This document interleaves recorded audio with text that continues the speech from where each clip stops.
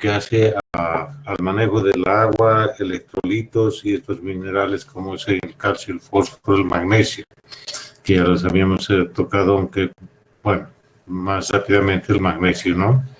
Un poquito nos vamos a detener en esta situación, nuevamente recordando nada más la introducción de lo que hace en lo que hace a los trastornos del fósforo.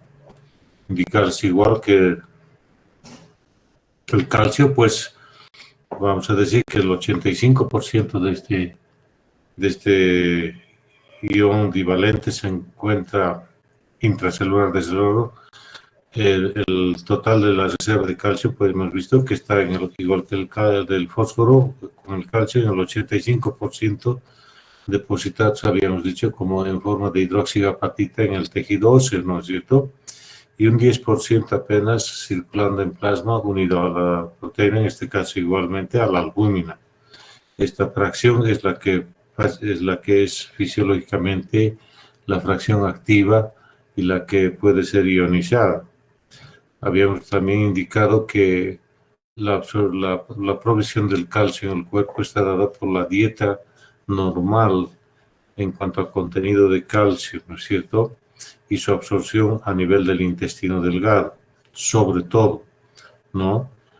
Donde vemos de que una vez absorbida el intestino por acción hormonal también, se produce el almacenamiento del mismo a nivel del tejido óseo. Y lógicamente, como en muchas situaciones que hemos visto, el mayor control de la fosfatemia estable es la excreción, por su excreción renal, prácticamente, ¿no es cierto?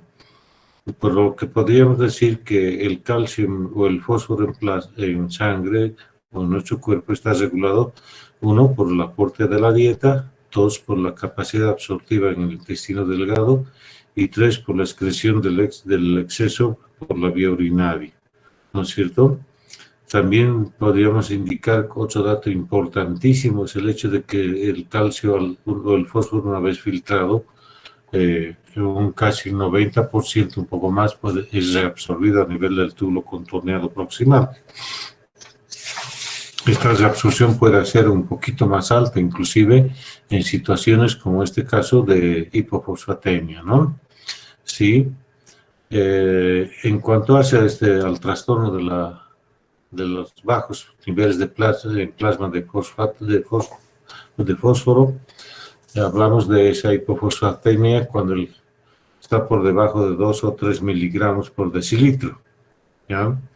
Haciendo de que existen grupos donde estos niveles de fosfato pueden mantenerse así bajos en algún grupo especial, como son el grupo de los pacientes lamentablemente dependientes del alcohol, ¿no es cierto?, donde el índice de hipofosfatemia en este grupo es bastante alta, al igual que pacientes portadores de una sepsis o un trauma o politraumatismo importante con destrucción de tejido. A este hecho, prácticamente, así como no como una anécdota, sino un dato interesante, es el hecho de que estos trastornos minerales recibieron un interés muy importante y de investigación, sobre todo en algunos accidentes grandes que se produjo, más que en las guerras, inclusive fue en estos problemas o desastres ambientales, ¿no? Como son los terremotos, ¿no? Y uno de los lugares que donde se había visto mucho más esta situación fue después del terremoto de la Ciudad de México. No sé si ustedes tuvieron conocimiento, donde evidentemente hubo bastante gente, y de ahí se desprendió un dato que es ahorita conocido en muchas bibliografías como el síndrome del aplastamiento, que se llama, ¿no? Es pacientes politraumatizados con múltiples fracturas, destrucción de tejido, masa ósea, etcétera, y donde se encontró esta situación, ¿ya?, de una disminución severa que tenían ellos en plasma y lógicamente las consecuencias clínicas de esta hipofosfatemia. En cuanto a su baja de niveles en plasma, podríamos decir que la hipofosfatemia está constituida por esa disminución en la absorción intestinal, por la mayor excreción que se puede dar a nivel renal, o por una redistribución del fósforo a nivel del líquido o del espacio extracelular y el intracelular también, y lógicamente en las terapias de reemplazo renal como es la diálisis. Un recuerdo nada más de lo que dice de las funciones que cumple el fósforo en nosotros, sobre todo ese mantenimiento de la generación de ATP, sobre todo, y del 2,3 difosfoglicerato a nivel intracelular. Siguiente, lo que va también a hacer que se mantenga la concentración de esto intracelular, manteniendo la función intracelular de ellos. ¿Sí? Un resumen así, no rápido, sino más sintético, diríamos así, de la clínica de la hipofosfatemia. Fíjense ustedes, básicamente la clínica de la hipofosfatemia o fosfato por debajo de 2 o de 1, ¿no? La 1 ya un valor muy importante. Hay que hacer notar que este trastorno, sobre todo de la hipofosfatemia, puede ser importante en pacientes críticos, ¿no es cierto? Donde una hipofosfatemia de 2,5 miligramos en plasma de fósforo pone en riesgo, digamos así, la sobrevida del paciente y sobre todo de aquel grupo de pacientes que está con asistencia ventilatoria mecánica, donde pues a causa de esta disminución del fósforo puede ser una contraindicación el extubar a este grupo de pacientes que están recibiendo a presión inclusive contragradiente de volúmenes de oxígeno, ¿no es cierto?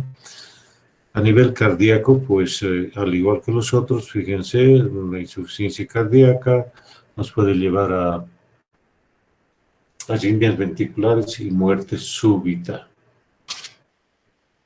El sistema nervioso central, ¿no?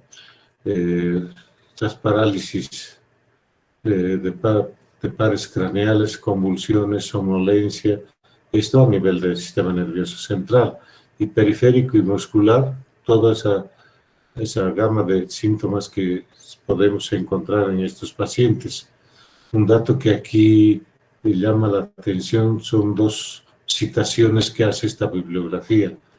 Un cuadro similar de reflexia aguda parecida al Guillain-Barré, ¿sí?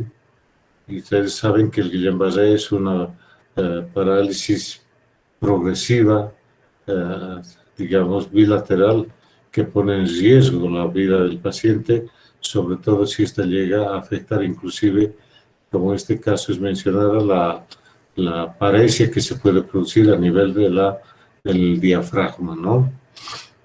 Y lógicamente empeorar la insuficiencia o dificultad respiratoria en estos pacientes que están en ventilación mecánica. En la parte ósea, lo mismo que el calcio, ¿no es cierto? Un baja de calcio, hipercalcemia, con esta osificación defectuosa, como es esta enfermedad también, la osteomalacia, y la reabsorción importante de ambos en la osteopenia. Siguiente.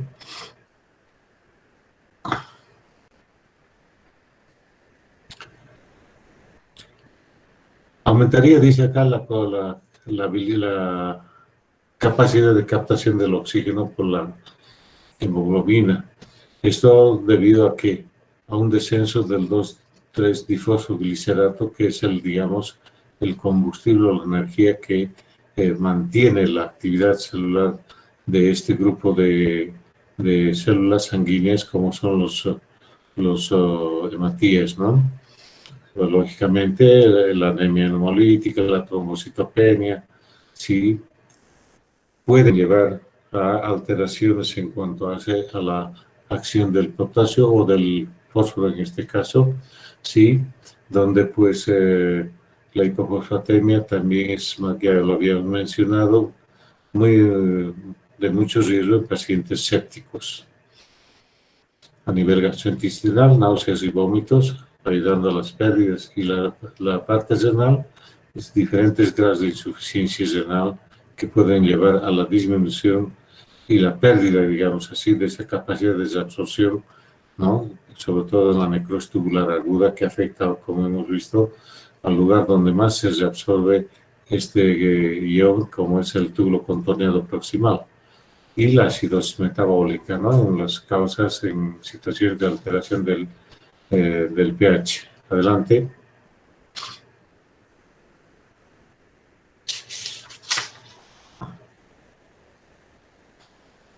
Felizmente, esos grados extremos de hipocalcemia no son frecuentes de ver en la clínica, ¿no? Y así como los otros trastornos moderados o leves de los otros cationes o iones, pues nada más es un poco de observación y control y monitoreo, digamos, de sus niveles plasmáticos, ¿sí? Entonces, acá, como dice, dependerá un poco de la reposición de los niveles plasmáticos de fosfato y si existe una clínica o no existe, ¿no? Una manifestación clínica que justifique, digamos así, la posibilidad de que la clínica del paciente se deba a una hipofosfatemia, ¿sí? Lógicamente, siempre, como en toda situación, es ir a corregir la causa de la hipofosfatemia, ¿no? En nuestro medio, personalmente, no tengo conocimiento o experiencia en manejo de suplementos de fósforo en nuestro medio, no conozco la verdad. Y pues eso nos da a entender también de que no es un manejo de corriente, digamos, la reposición del fósforo, porque la dieta aporta la cantidad necesaria de fósforo y no se necesita echar mano a suplementos. En cuanto a la hipofosfatemia, que ya es por debajo de los 2 miligramos, ¿sí? Entonces acá se manifiesta que los que han revisado esta parte indican que la disponibilidad del uso del monofosfato disódico, sí, diluido en soluciones de glucosa al 5% y pasar lentamente en unas 6 a 8 horas, ¿sí? Entonces, la dosis es de, si se van a fijar, es de 0.08 a 0.16 milimoles por kilo, ¿sí? Una dosis bastante baja para justamente evitar las subidas bruscas, ¿no? La siguiente. Siguiente, por favor.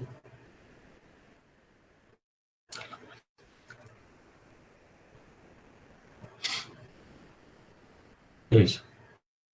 La siguiente. De esto es lo que estábamos hablando, de la hipofosfatemia sintomática, ¿no? Con niveles bajos. Entonces, la reposición en soluciones diluidas del fosfato en esta forma, como fosfato monosódico. O sea, es una composición bastante, no muy concentrada, digamos así, de fósforo para ir reponiendo en un goteo lento, sobre todo, ¿no? La siguiente. Un dato importante ahí es que haces notar que siempre o paralelamente a veces hay que hacer una corrección o monitoreo del calcio, porque generalmente van aparejados los dos. Entonces, a tal punto que hay algunas revisiones que indican que estas manifestaciones clínicas de la hipofosfatemia van a ser no tanto por la disminución del fósforo, sino por la hipocalcemia que se acompaña a esa hipofosfatemia, indicando de que la clínica que hemos mencionado hace un momento, si se han fijado, es la clínica de los pacientes con hipocalcemia. Entonces, aparte de querer reponer el fósforo, también tenemos que monitorizar la reposición de calcio, porque generalmente se acompaña de hipocalcemia, y como les he dicho, pues la clínica va a estar más en la dependencia de la hipocalcemia que de la hipofosfatemia. ¿Sí? Y aquí tiene otro elemento que nos refuerza este criterio, ¿no es cierto? Dice no administrar calcio y fosfato porque ambos precipitan. Y la administración del fosfato endovenoso, justamente lo que estamos viendo. Hipocalcemia, no, porque se va a unir al calcio y va a favorecer la reentrada del potasio a la célula, llevando a una hipopotasemia. Sí, y lógicamente al otro, a la hiperfosfatemia, en apoyo de una acidosis, ¿no? La siguiente.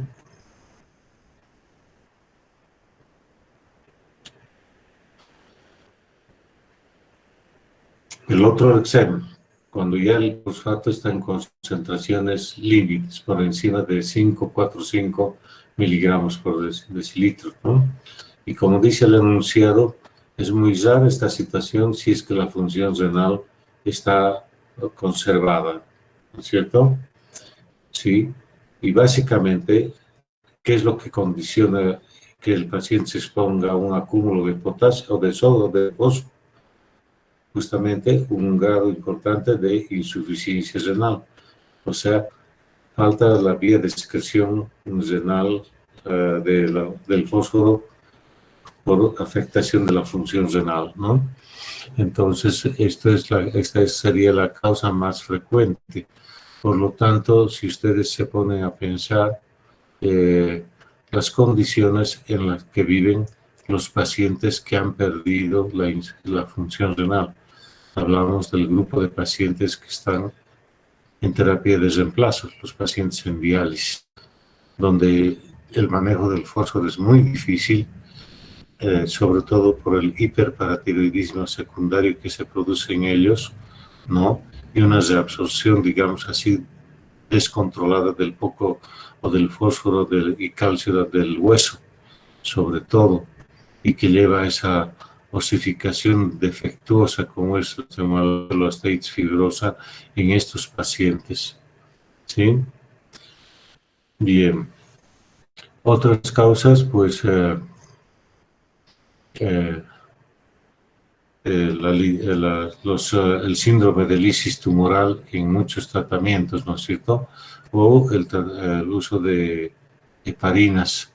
Pero bueno, este último no es muy frecuente porque la heparina tampoco se usa por tiempos prolongados para dar chance a que lleve a una alteración en la concentración del fósforo, ¿no? Vamos. Siguiente.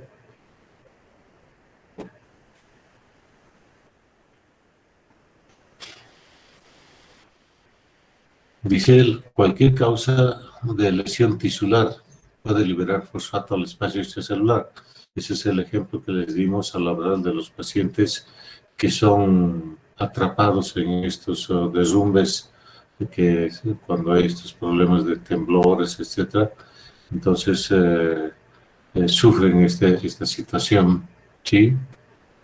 Y lógicamente, fíjense ustedes, hipocalcemia sintomática. Otra vez nos indica que muchos de los trastornos del fósforo van a llevar como consecuencia a la hipocalcemia. Y si esta es importante, la baja del calcio, sería con manifestaciones clínicas, ¿no? Y como dice, por la precipitación de la unión calcio-fósforo en los tejidos. Ahí están los ejemplos, el tumoral, la rabdomiolisis, la hemólisis por transfusión de sangre almacenada. Esto se debe muchas veces por el tiempo que tiene el citrato, que es el anticoagulante que se usa en las bolsas de sangre, ¿no? De hidratos sanguíneos sobre todo. De causa exógena, pues laxantes, enemas, ¿no? Y lógicamente dosis de fosfogenitoína. Bien, de causa endógena, nuevamente nos esfuerzan problemas de lisis tumoral, hemólisis intravascular, sí, la intoxicación, independientemente de la intoxicación por vitamina D o A, enfermedades granulopatosas crónicas, como ya hemos visto ahí, la sarcoidosis, el mieloma, la tuberculosis, otras, la metástasis osteolíticas, la inmovilización prolongada, el síndrome de leche alcali. Siguiente.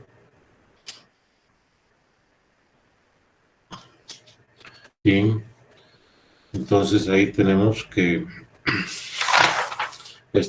a nivel del síndrome de lisis tumoral, ¿no? Por la destrucción secundaria a la terapia citotóxica, radioquimio, sobre todo en aquellos tumores que tienen una actividad de recambio celular muy alta, como es el caso de los linfomas o las leucemias, ¿no? Además de eso, al producirse la ruptura de esta lisis tumoral de células, consecuentemente liberación de potasio, ácido úrico y nitrogenados, ¿no? Estos dos trastornos metabólicos que llegamos así, como es la acidosis láctica y la citoacidosis diabética, ¿no? Nos podrían llevar a una pseudo, digamos, hiperfosfatemia, donde pues debido a esto pues habría situaciones en las cuales las concentraciones de fosfatos pueden estar aumentadas por la salida del intracelular. Aquí nos acordamos nuevamente de otro mecanismo de defensa que habíamos visto ante, digamos, el edema de las células nerviosas. Si se acuerdan, habíamos mencionado que para tratar de disminuir el edema y disminuir la entrada de líquido por el aumento de la capacidad, digamos, intracelular de atraer líquidos de fuera y aumentar el edema, habíamos visto que las neuronas empiezan a hacer hacia afuera sus contenidos citosólicos, y entre ellos sabemos que el fosfato es el principal ion bivalente a nivel intracelular en la célula nerviosa. Entonces, esto es lo que tendría que ver con la salida de otras células también, ¿no? Y habíamos mencionado la hiperglobulinemia que se observa en el mieloma, en algunos trastornos metabólicos, como indica la hiperbilirrubina, las hiperlipemias y, lógicamente, las hemólisis que ya hemos mencionado. Siguiente.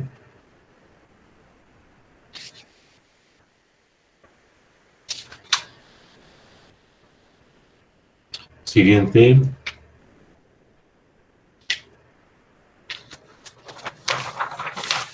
Esta es la sintomatología que ya la habíamos visto. Si ustedes se fijan, no existiría mucha diferencia en ambas situaciones, en hiper o hipofosfatemia. Sí, pero sí llamando la atención más notoriamente esa prolongación del QT en el electrocardiograma, que nos puede llevar al paciente a un paro cardíaco, ¿no es cierto? Las mismas manifestaciones a nivel de los otros sistemas, sí, una disminución de la agudeza por depósito también es eso, a nivel de la zona perimacular, sobre todo a nivel del ojo, ¿no es cierto? Vamos.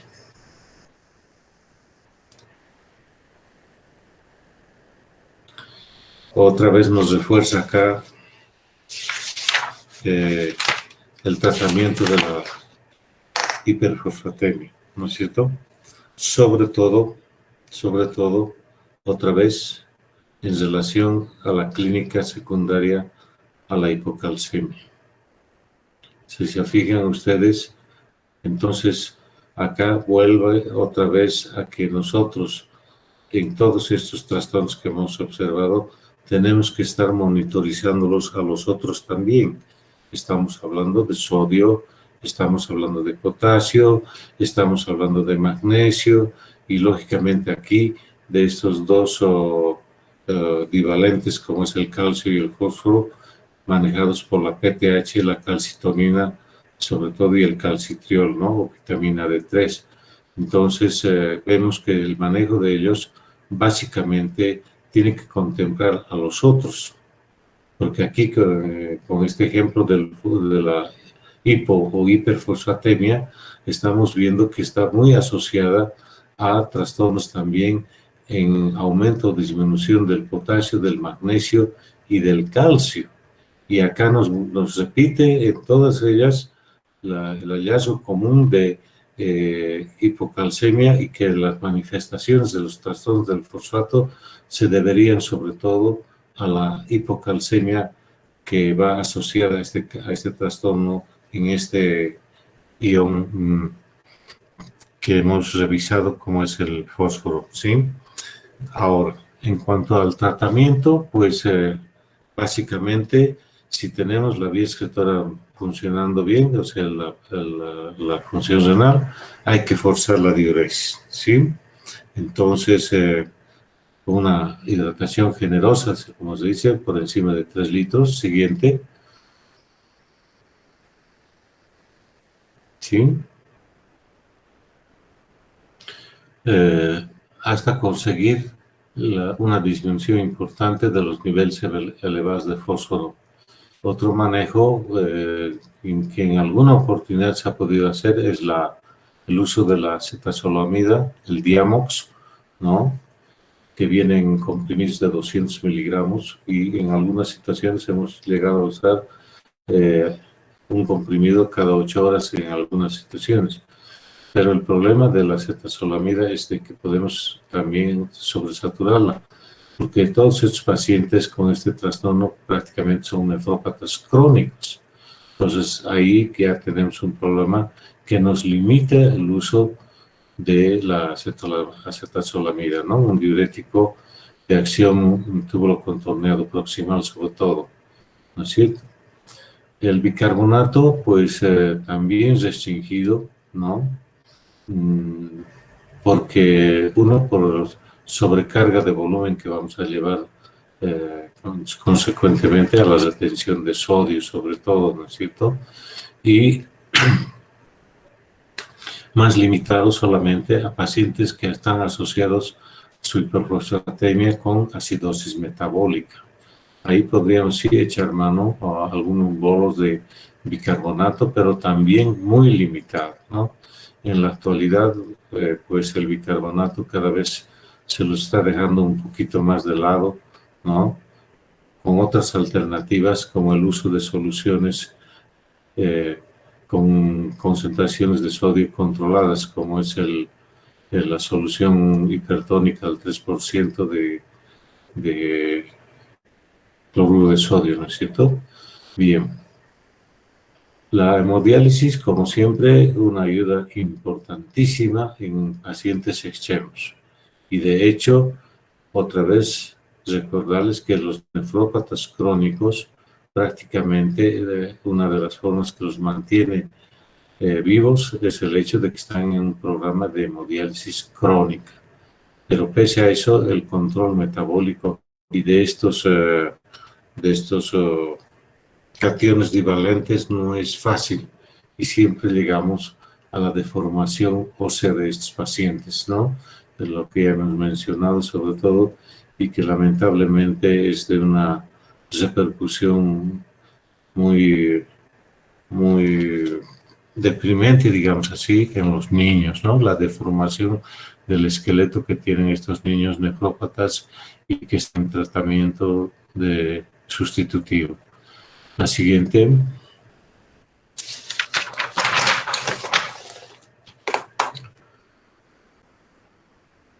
Nuevamente ya algunas condiciones que ya se les había manifestado.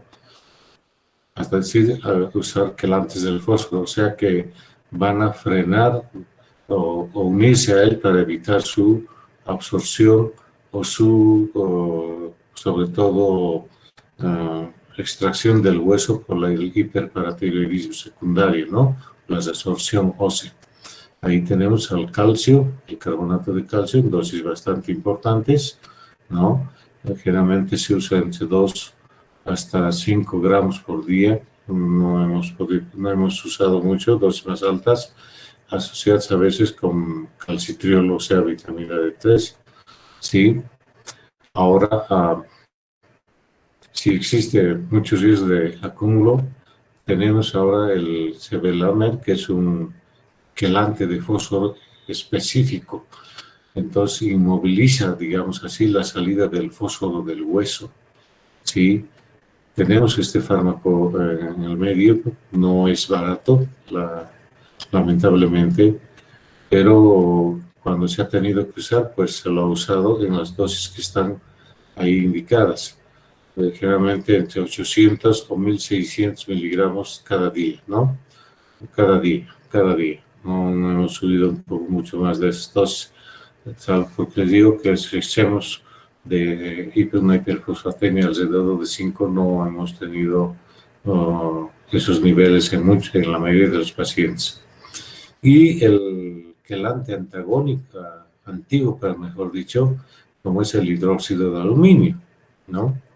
Entonces, hasta que no hayan aparecido los suplementos de calcio orales y demás, el hidróxido de aluminio se lo ha seguido usando, pero también en el grupo de pacientes que están en diálisis, lógicamente con las consecuencias secundarias serias, el depósito a nivel de las neuronas del aluminio, ¿no? Una intoxicación alumínica, que es lo que ha limitado en la actualidad el continuar usando el hidróxido de aluminio. Pero si no lo tenemos, no tenemos otra forma, no tenemos hemodiálisis, no disponemos del carbonato de calcio o no tenemos el sevelamer, entonces todavía se puede usar por un tiempo como quelante el hidróxido de aluminio, ¿no? Que está todavía viniendo en las soluciones de antiácidos. Siguiente. Bien.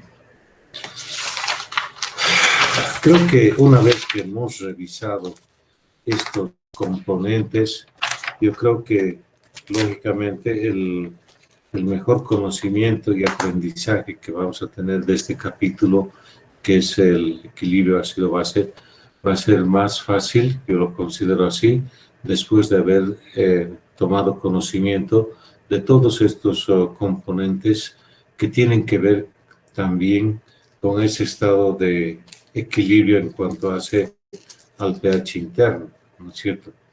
Nosotros sabemos que prácticamente el equilibrio interno se da en base también a este componente, es decir, tener una concentración estable, permanente y muy poco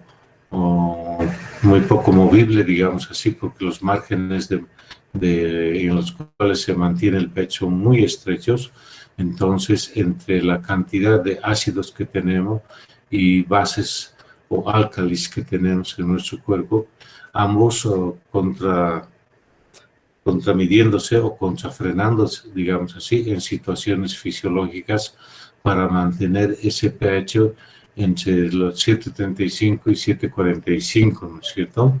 Entonces, donde se ve que casi la mayoría de las células pueden realizar sus funciones en forma efectiva. Cambios discretos en ese pH, en los márgenes del pH, pues llevan a que muchas funciones celulares se inhiban o se paren, con la consiguiente, lógicamente, muerte a veces de las células, ¿no? Entonces, el conocimiento de esto, pues, es importante, ¿no es cierto? Entonces, sabemos que estos trastornos pues están estrechamente controlados a nivel de sistemas de control, como es los sistemas de el sistema de tampón o amortiguadores o neutralizantes que se llama, ¿no? El otro controlador que es el sistema respiratorio, ¿no? Para la eliminación del exceso de CO2 como gas, como ácido volátil que se llama, ¿no es cierto? ácido volátil, y el otro el ácido carbónico como ácido no volátil, que es el que se encarga de excitar el riñón. Entonces tenemos esos tres componentes, ¿no? Entonces, al igual que los otros trastornos que condicionan la clínica de los pacientes, muchos de estos trastornos van a depender si la alcalosis o la acidosis que se instala en un paciente es de instauración rápida y también del tiempo de duración que tenga, porque cuanto mayor tiempo de permanencia tiene este trastorno, ya sea una acidosis o una alcalosis, pues va a afectar lógicamente la función de todas las células de todos los sistemas, ¿no es cierto? Y donde pues es vital primero que esos sistemas de amortiguación, que son los primeros en a corregir, no se agoten, y que la funcionalidad tanto ventilatoria pulmonar se mantenga, al igual que la excreción o la función renal, sobre todo para la eliminación de ácidos. La siguiente. Por lo tanto, como les había manifestado algunos de los grupos que hemos estado teniendo en la práctica, pues básicamente el médico que, digamos así, se considera internista, ¿sí? Si no maneja medio interno, por eso es internista, no va a poder realizar una tarea realmente de ayuda al paciente, y al contrario puede exponer al paciente a todas las repercusiones si es que no se hace un manejo adecuado de estos trastornos, exponiendo la vida del paciente. Entonces, jóvenes que están ahorita en la reunión tienen que tener como les diría así, tienen que internalizar estos conceptos y estos conocimientos en cuanto hace al manejo del medio interno, sobre todo con líquidos, electrolitos y ácidos y álcalis. El que no pueda hacerlo adecuadamente expone al paciente a riesgos, como han visto ustedes, en muchos de los casos con pérdida de la vida del paciente, si es que primero no reconocemos rápidamente la clínica del paciente, si está asociada o no a estos trastornos, y peor aún, si una vez establecido el diagnóstico no podamos hacer el manejo adecuado, porque no siempre estos pacientes van a estar accesibles a una terapia o a su ingreso a una terapia de manejo crítico, ¿no es cierto? Entonces, es por eso que nosotros tenemos que tener un conocimiento muy firme de todos estos trastornos. ¿Sí? Muy bien. Otra vez repetir, ¿no? Los controles que se encargan del mantenimiento de este equilibrio ácido-base, el sistema de neutralizantes, tampones o amortiguadores, ¿no? Tanto intracelulares como extracelulares, que seguramente los vamos a mencionar. Luego, el segundo en entrar en acción, el aparato respiratorio. Ambos sistemas actúan casi de inmediato. En cambio, el tercer componente del control del equilibrio ácido-base interno, que es el aparato urinario, o sea, el riñón, entra en acción después de varios días, pero lógicamente es el más prolongado y el más potente de los tres, siempre y cuando la función renal se encuentre conservada. No se olviden de eso. La siguiente. Este es un cuadro, donde en esos cuadritos tendría que haber estado unas saetas, unas flechitas, indicándonos el sentido de las mismas.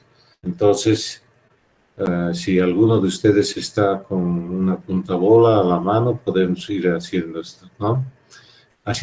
Acá primero tenemos los 4 trastornos básicos de las alteraciones del metabolismo, ¿sí?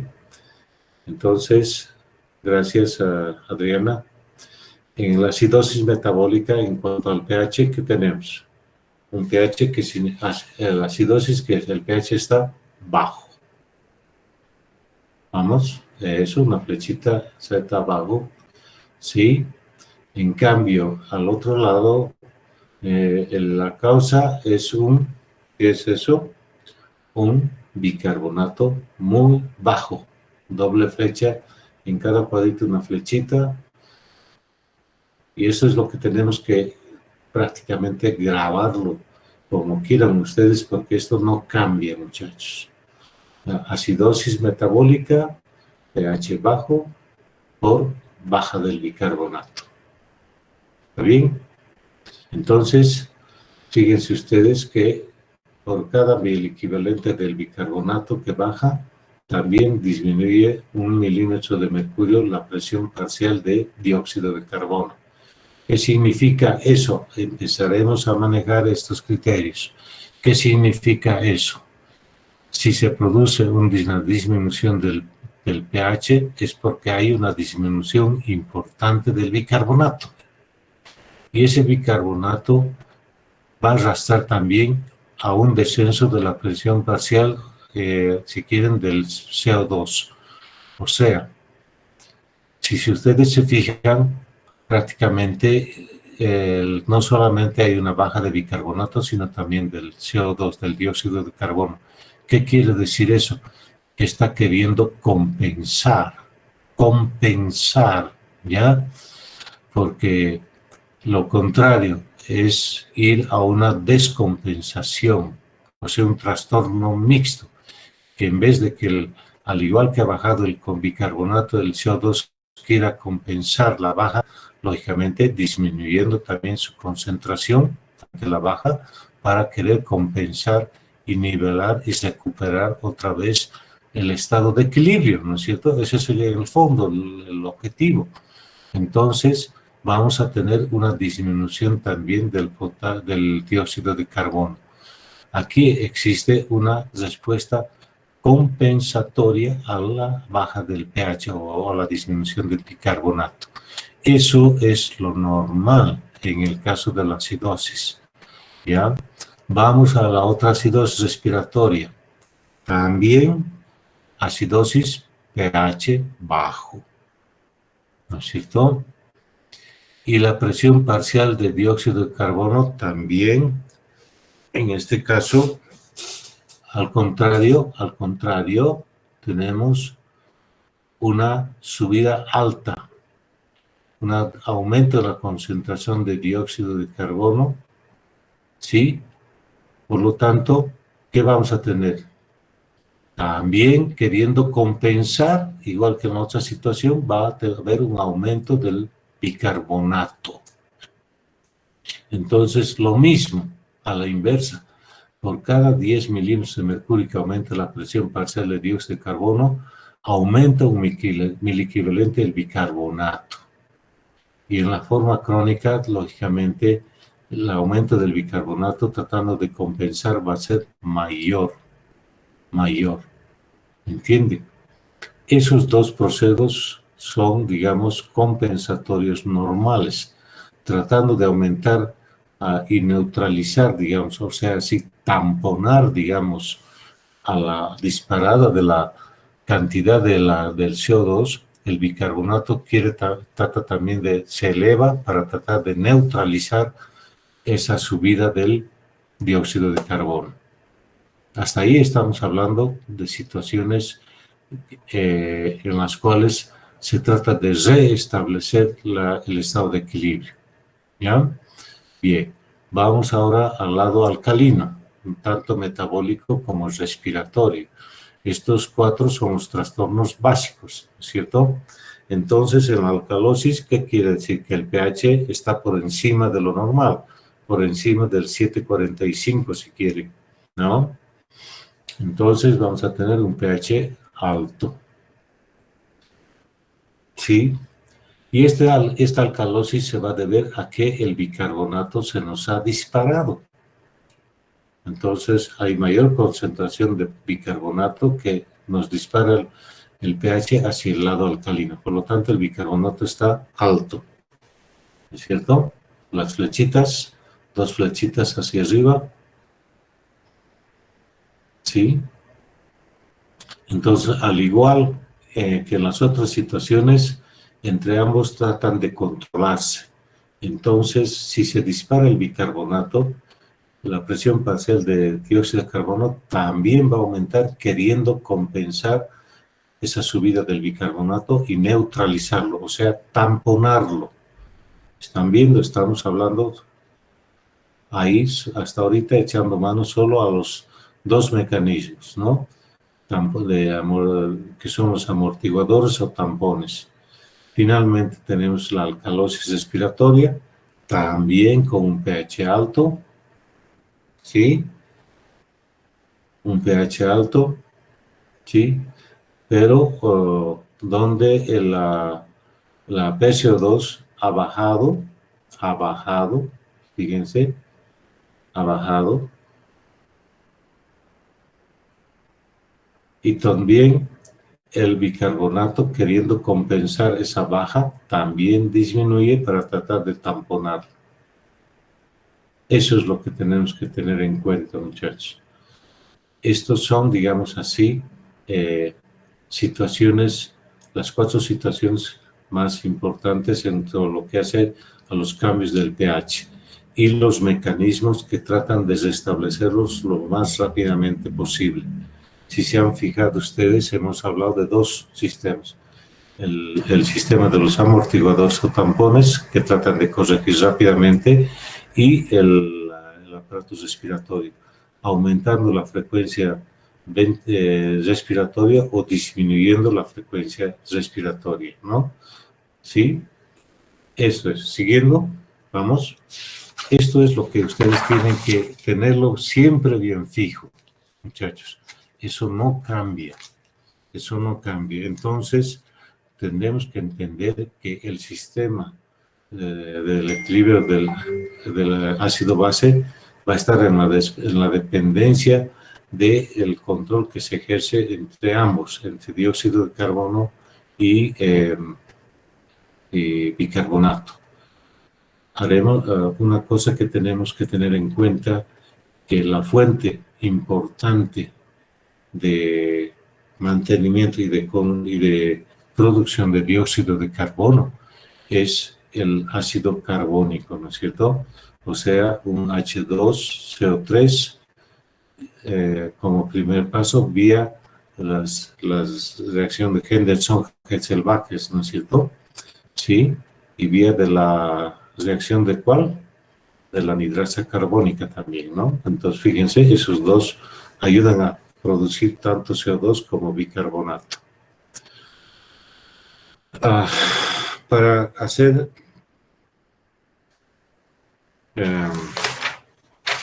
¿cómo se diría aquí?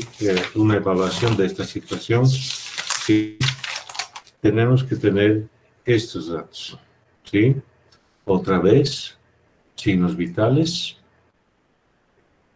el nivel neurológico, el estado de conciencia del paciente, el patrón respiratorio que tiene, o sea, el tipo de respiración que tiene el paciente y algunos signos que no siempre aparecen si es que la alteración no es muy manifiesta. Ahora, aparte de eso, otra vez, como en cualquier patología o nosología, sí, buscar los signos y síntomas. Y acá habla de infección y gastrointestinal. Claro, porque el gastrointestinal, hemos visto, nos aporta mucho de todos estos componentes y más aún si existen pérdidas importantes como son los vómitos, náuseas, diarrea, ¿no?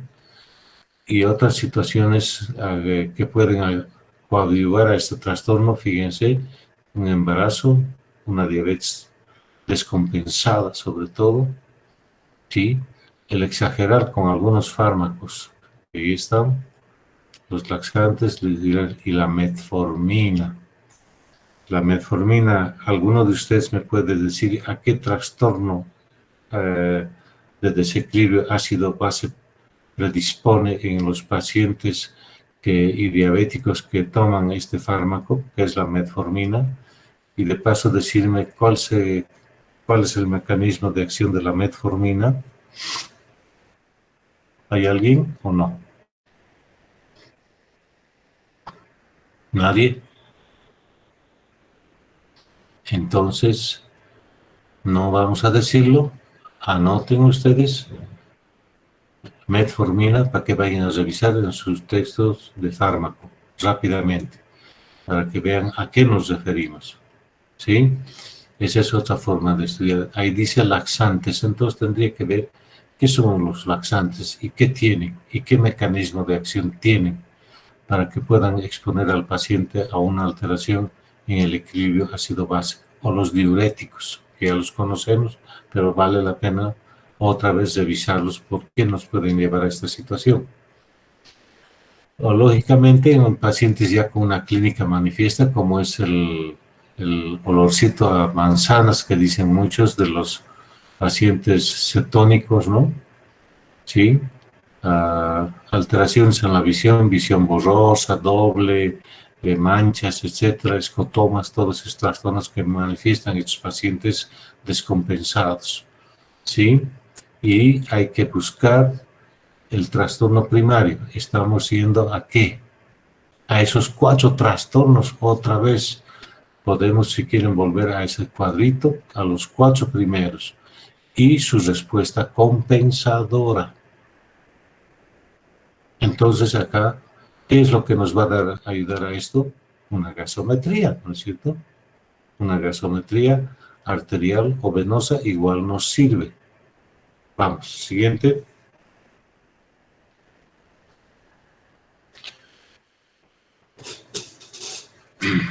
Entonces, hay que calcular el anion gap o el exceso de aniones no medibles, que se llama, ya lo vamos a revisar seguramente después también, este concepto del anion gap, ¿sí? Y lógicamente ver si estos aniones que no se miden, entre los cuales hay muchas moléculas que tienen ese gradiente, como son fosfatos, sulfatos y otros que no se miden habitualmente, ahí están entrando como aniones excedentes o no medibles que están en el plasma, ¿no? O sea, hay que tomarlos en cuenta porque si bien este concepto no es muy nuevo, que digamos, pero sí antes no se lo conocía y pues no se sabía de que estos también repercutían en el desequilibrio, pero como no se los conocía y peor aún, no son medibles, sino calculables nada más, muchachos. Algunos creo en algún laboratorio ya lo miden, pero generalmente son calculables, deducibles nada más, ¿sí? Entonces, ver el compromiso de la parte ventilatoria como otro que puede estar fallando y ser la causa del desequilibrio. Y lógicamente el equilibrio, la búsqueda de las causas que estén alterando o hacia el lado ácido o hacia el lado alcalí, ¿no? Una vez que ya hemos visto cuál de esos 8 trastornos básicos es el que cursa el paciente, entonces la segunda etapa había sido que ver si están siendo compensados, si el sistema de compensación está actuando o no está actuando. Si están actuando, es como ese primer cuadrito que hemos visto cuando su compañera ha puesto las flechitas. Ahí se están compensando. Pero si no está ocurriendo aquello, entonces tenemos que ir a hablar de trastorno mixto. Eso quiere decir. O sea, no hay compensación. El sistema de compensación está fallando o no responde y en vez de que, por ejemplo, hemos visto que ante una subida del bicarbonato también para compensarse sube el dióxido de carbono, en estos casos pasa lo contrario. Se sube el bicarbonato y el dióxido de carbono se disminuye al otro extremo. Ese es un trastorno mixto. Una acidosis metabólica por el bicarbonato ¿sí? O una alcalosis metabólica pulmonar, que está alto el bicarbonato, con una acidosis respiratoria compensatoria. ¿Ven? Entonces, estamos hablando de trastornos mixtos. De esta forma tenemos que ayudarnos para poder diagnosticar. Y dice, hay que analizar la coherencia del mecanismo de compensación. Dice, los trastornos de mixto se diagnostican cuando la respuesta secundaria difiere de la esperada. En vez de que suba el otro o disminuya este y el otro disminuya, pasa lo contrario. Este disminuye y el otro, en vez de disminuir para compensar, más bien se dispara, se aumenta. Entonces, el sistema de compensación está fallando y estamos hablando de un trastorno mixto. Vuelvo a recalcar eso. Si estamos ante esta situación, obligados, ¿por qué esa compensación nos está produciendo y más bien el paciente está yendo a la descompensación, o sea, a un empeoramiento de su alteración en su equilibrio ácido-base? ¿Sí? Entonces, tenemos que ver qué es lo que está haciendo. Falta de volumen, falta de bicarbonato, falta de excreción, una alteración en la parte respiratoria, o es un agotamiento, o los sistemas tampones que hemos dicho fisiológicos no están funcionando porque una alteración al momento deprime o inhibe la acción y la liberación de estos tampones. Y fíjense lo que dice el enunciado. Estas anomalías o alteraciones en el equilibrio son frecuentes y altas, sobre todo en pacientes hospitalizados que nosotros estamos medicando y manejando y que no hemos tenido el cuidado de tomar en cuenta que al utilizar, han visto ustedes, soluciones, fármacos, exponemos a ese paciente entusiasmados en el tratamiento de una infección, olvidamos que podemos exponerlos a estos trastornos. ¿Sí? Y lógicamente ensombreciendo el pronóstico o la evolución de ese paciente. Por lo tanto, muchachos, nos guste o no nos guste, como dicen, esto tenemos que saberlo, tenemos que manejar, no solamente leer o haber escuchado, tenemos que aprender esto si queremos ser útiles en ese medio de la emergencia, sobre todo. ¿Me entienden? Otra vez, buena evaluación clínica, anamnesis, fármacos, etcétera. Conociendo estos, revisando todos estos capítulos, reconocer a los pacientes o grupos o pacientes con comorbilidades de riesgo que puedan en su evolución derivar en estos trastornos. Eso es lo que tenemos que hacer, muchachos. Adelante. Adelante. Bien. Nada más los valores normales de una gasometría arterial y comparándola con la diferencia que podemos tener de una gasometría que se tome del lecho venoso, ¿no? De la circulación venosa. Esto es muy frecuente, por eso se da estos datos. Y para que ustedes tomen en cuenta, pues es muy fácil que una muestra venosa, de sangre venosa, se la mande como arterial. Pero ahí van a venir los valores donde, si ustedes se fijan, la única diferencia sería en la concentración del dióxido de carbono, que va a ser un poquito mayor en la sangre venosa, claro, porque ya es una sangre que ya ha pasado por los tejidos y está yendo a la vía pulmonar para ser eliminada, ¿no? Entonces, en la sangre venosa va a haber un poquito más de CO2. Esa sería prácticamente la diferencia que nosotros podemos encontrar y decir, ah, no, esta muestra no es sangre arterial, es sangre venosa. Para eso es esto. Así que no hay que asustarse mucho, porque antes no se conocía bien.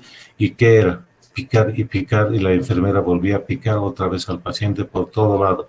Mucho más aún si esto se lo hace en pacientes añosos, o sea, seniles o pacientes pediátricos. Es un trauma. Así que si tengo este conocimiento, no voy a hacerme lío, ¿no? Y que me digan, la sangre que han traído es sangre venosa, así que tomen otra muestra y tiene que ser sangre arterial. No, señor. Podemos usar ese resultado igual de esa gasometría venosa. Adelante. Vamos.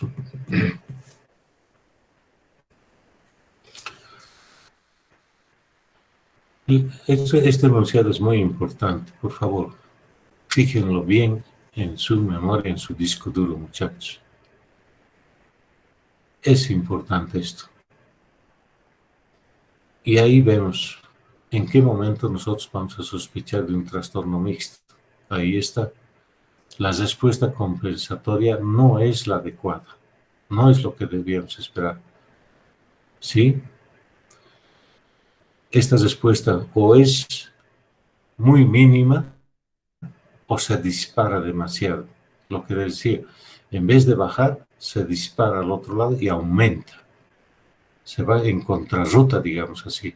El uno baja y el otro se va al otro extremo. El uno se sube muy alto y el otro se disminuye totalmente al otro extremo. Eso es. ¿Sí? Como dice ahí, se produce en dirección opuesta a la respuesta primaria o a la alteración primaria. Y si la respuesta compensatoria es adecuada, ahí está el resultado. El pH se restablece. Vamos. Entonces nosotros tenemos que enfocar nuestro manejo a reestablecer otra vez ese pH dentro de la normalidad. Eso es lo que tenemos que buscar cuando nosotros manejamos a estos pacientes. Bien. La acidosis respiratoria y alcalosis metabólica. Estamos hablando de los trastornos mixtos. Fíjense, bicarbonato elevado, sí, para la elevación de la presión de dióxido. O sea, hay una mayor elevación del bicarbonato en respuesta a una elevación tal vez no muy alta del dióxido de carbono. Una respuesta exagerada, ¿no es cierto? Entonces, hay una compensación fallante. No está compensándose, más bien está descompensando más. Entonces nos lleva allá a un trastorno mixto, una alcalosis metabólica con una acidosis respiratoria. Y ahí está el ejemplo. Pacientes con insuficiencia ventilatoria, capacidad ventilatoria disminuida pulmonar, como es el EPOC, como es el edema agudo de pulmón, la excesiva depresión de volumen, ¿no? Etcétera, etcétera. La dieta baja en sal, también condicionante de esto. Y lógicamente, fíjense las consecuencias.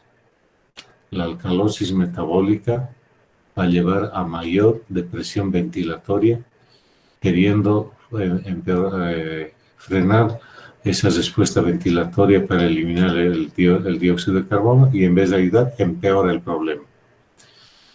Este cuadro que su compañera muy acertadamente lo ha incluido, si es necesario, sáquenle foto y pónganle en un cuadro en su dormitorio, en donde están todo mayor tiempo. Si es en el baño, pues estará en el baño. No lo tomen a broma. ¿Ya? Entonces, para que no se olviden, estos son los 4 trastornos básicos, con su respuesta normal. No se olviden, memoricen, no memoricen, aprendan. Y explíquense por qué la flecha está arriba y por qué la flecha está abajo. Eso es lo que tenemos que aprender, muchachos. ¿Ya? Y si ustedes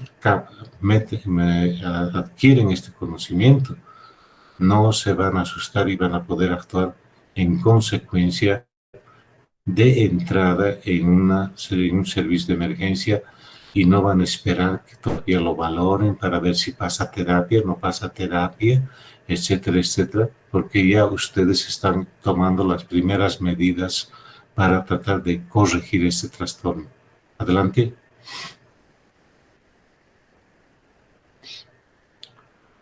Terminaremos estos trastornos mixtos para después empezar ya a entrar en detalle a cada uno en específico, por favor. ¿Sí?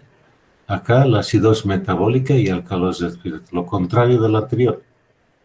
Una CO2 baja y también muy baja, mejor dicho, CO2 en relación a la decisión de que se ha bajado mucho más el CO2, exageradamente. Entonces ha ido al otro lado. Vamos. Siguiente.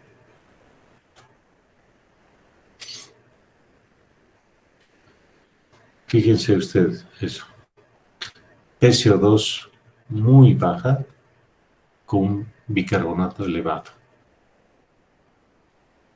Entonces los dos álcalis, el ácido volátil que es el CO2 bajo y con una disparada anormal, digamos así, del bicarbonato. El uno está bajo, o sea, está alterado y el otro también. Entonces, dos alteraciones. ¿Sí? Un proceso de desequilibrio mixto, una alcalosis por predominio del bicarbonato. En cambio, en el otro, igualmente, un bicarbonato muy alto o normal para un PCO2 bajo. Lo inverso, igual, trastorno o alcalosis mixta. Y fíjense quiénes están expuestos a este cuadro, a este trastorno. No es necesario que lo lea yo. Vamos, siguiente.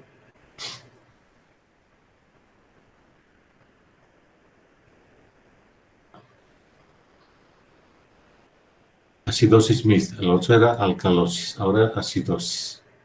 Una PCO2 muy alta y un descenso del bicarbonato. O por el otro lado, un bicarbonato muy bajo y un aumento de la PCO2. Lógicamente, si el bicarbonato, ¿cuánto había sido lo normal? ¿Alguien me puede decir rápidamente? 22 a 25 miliequivalentes, ¿no es cierto?, de bicarbonato normal. Y una disminución de 10 miliequivalentes nos hace descartar, dice, hipoaldosteronismo. Es decir, que se está perdiendo mucho por el riñón. Paro cardíaco, el edema agudo de pulmón, la insuficiencia renal, la hipopotasemia, ¿sí? La hipercapnia crónica. Esto no es lógicamente visto en las unidades de manejo crítico, ¿no? Las intoxicaciones por monóxido de carbono, ahí está,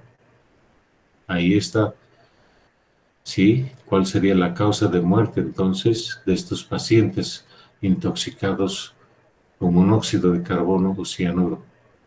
Este trastorno. Siguiente.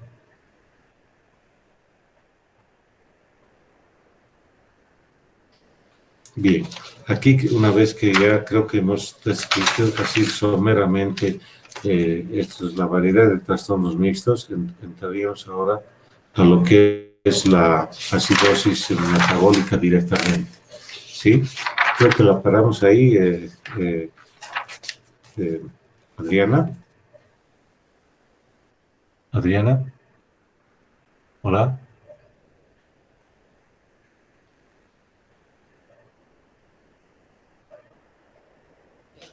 Si gusta, doctor, no hay problema porque ¿O todavía faltan hay? un par de ¿O si quiere? diapositivas más.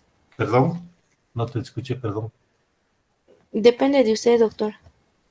Si tienen tiempo, podemos seguir un poco más. Así con calma. ¿Está bien? Porque O ahorita ya. estamos en la diapositiva 160, doctor. ¿Perdón? Estamos en la diapositiva 160. ¿Hasta ahí quiere avanzar, doctor? Nos quedarían muy pocas láminas para describir los otros trastornos. Nos alcanzará mañana, es jueves, ¿no? Mañana todavía es jueves. Sí, mañana Sí. podemos ir más. ¿Está bien? Está bien, doctor. O nos quedan muchas